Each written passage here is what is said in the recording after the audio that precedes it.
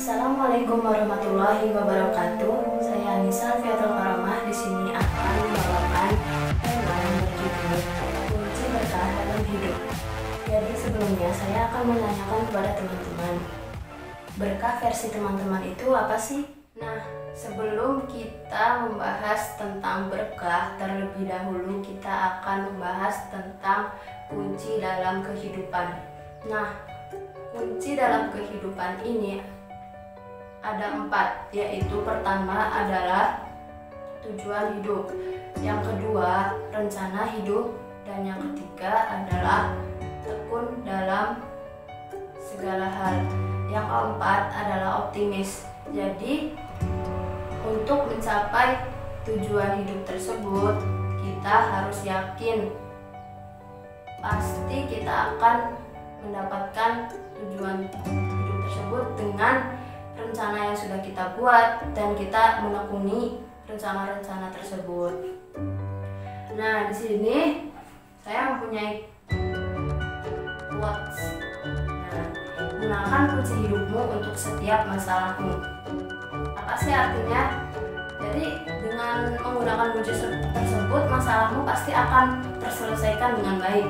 Lalu ada arti kehidupan dalam diri. Di sini ada ibadah dan ujian. Setiap manusia sudah pasti melakukan ibadah dan dianjurkan memang melaksanakannya ya teman-teman, terutama yang wajib itu sudah pasti dan harus juga wajib ya. Lalu dibarengi dengan sunnah-sunnahnya. Ketika kita sudah beribadah, pasti ada saja pertolongan dari Allah. Ada ujian di kehidupan, sudah pasti ada ujian ya teman-teman, dan ujian setiap manusia itu berbeda-beda loh, pastinya pasti, karena Allah itu menguji seorang hambanya tidak melewati kemampuannya. Jadi Allah itu yakin kalau Allah ngasih ujian ini pasti hamba ini tuh bisa menyelesaikan masalahnya atau ujiannya. Jadi Allah tuh nggak akan ngasih ujian lebih dari kemampuan kita teman-teman. Walaupun emang ujian itu datang atau terpecahkannya lama, tapi Allah yakin pasti hambanya ini bisa menyelesaikannya.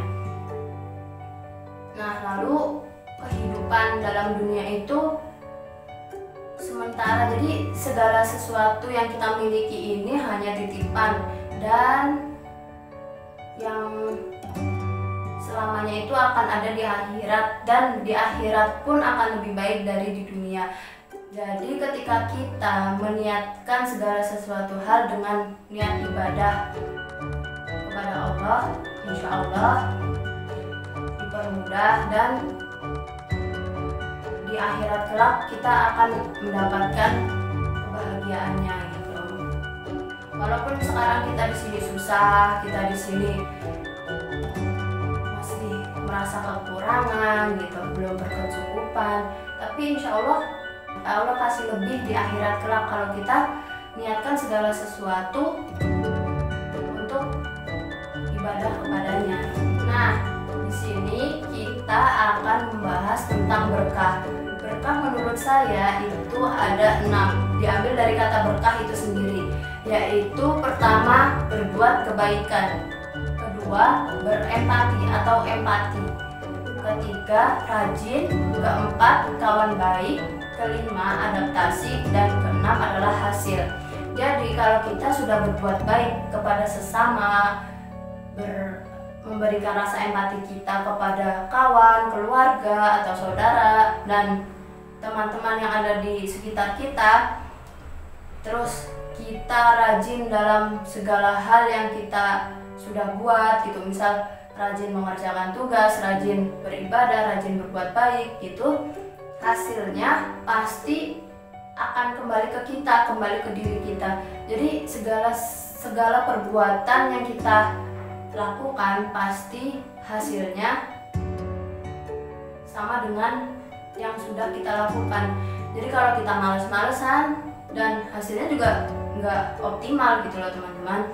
Terus kawan baik kita notabene emang manusia sosial ya, manusia sosial yang mana kita pasti membutuhkan orang lain dalam kehidupan kita, sehingga kita dianjurkan untuk berteman baik dengan sesama. Lalu ada adaptasi.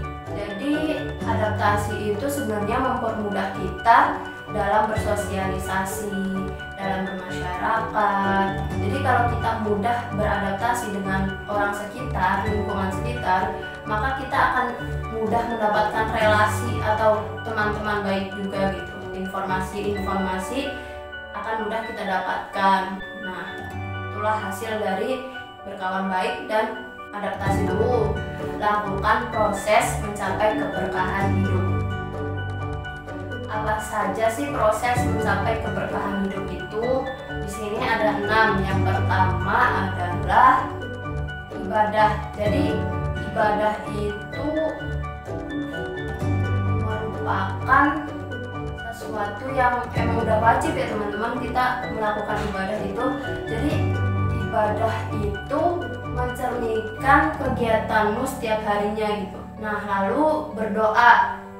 Berdoa pun nggak cuma pas kita lagi sedih, lagi seneng, atau lagi pengen ini itu. Jangan berdoa pas saat-saat itu aja ya teman-teman. Jadi berdoa tuh kapanpun dan dimanapun.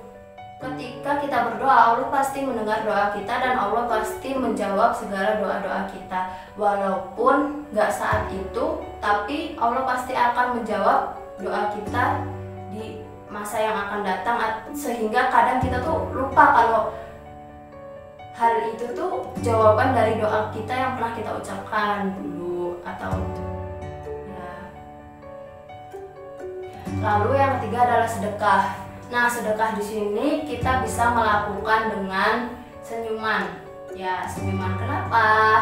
Karena ketika kita berpapasan dengan orang lalu kita tersenyum, kita nggak tahu kondisi orang tersebut sedang bahagia atau sedang sedih. Ketika kita tersenyum, orang itu sedang sedih, maka kita sudah kayak memberi semangat lagi untuk orang itu. Nah, sedekah itu sendiri memberikan sebagian harta yang kita punya untuk orang yang lebih membutuhkan. Lalu ada bersyukur, ikhlas, dan sabar. Kadang kita emang kurang bersyukur. Jadi kita di sini dituntut untuk lebih bersyukur ke depannya ya teman-teman. Jadi kalau sekarang kita masih kurang bersyukur, kita harus bercermin ke orang-orang di bawah kita. Mereka masih banyak membutuhkan bantuan kita. Jadi posisi kita sekarang itu sudah termasuk yang beruntung teman-teman. Nah, ikhlas dan sabar. Ketika kita ikhlas, Allah pasti akan memberikan yang terbaik bagi hambanya. Dan Allah itu bersama orang-orang yang sabar. Jadi ketika kita sabar, pasti Allah itu selalu bersama kita ya teman-teman. Kita selalu ingat ada Allah yang selalu membantu kita.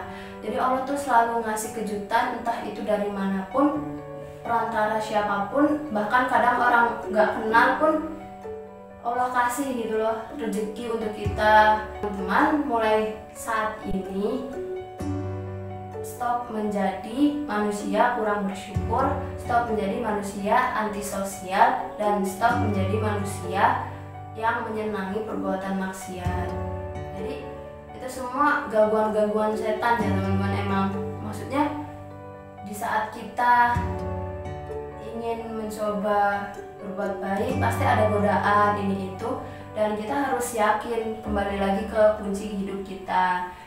Nah, marilah kita bersama-sama berbondong-bondong berbuat kebaikan, mengintrospeksi diri, membenarkan diri, membenahi diri kita, meniatkan segala sesuatunya untuk ibadah kepada Allah Subhanahu wa Ta'ala. Sekian dari saya. Apabila ada yang salah itu datangnya dari saya dan benarnya itu datangnya dari Allah Subhanahu wa Ta'ala. Wabillahi taufiq wal hidayah. Wassalamualaikum warahmatullahi wabarakatuh.